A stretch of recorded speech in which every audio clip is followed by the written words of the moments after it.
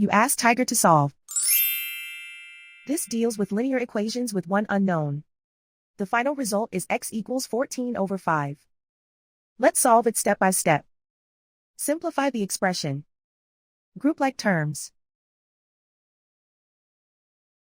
Multiply the coefficients. Simplify the arithmetic. Multiply the fractions. Break up the fraction. Simplify the fraction. Group all constants on the right side of the equation. Subtract 1 over 15 from both sides. Combine the fractions.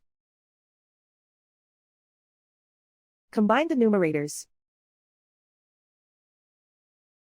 Reduce the zero numerator. Simplify the arithmetic. Convert the integer into a fraction. Combine the fractions.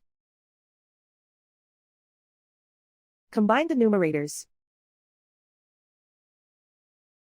Isolate the x. Multiply both sides by inverse fraction 3 over 1. Group like terms.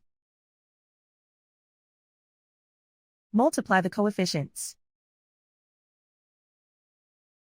Simplify the fraction. Multiply the fractions. Simplify the arithmetic. And so the final result is x equals 14 over 5.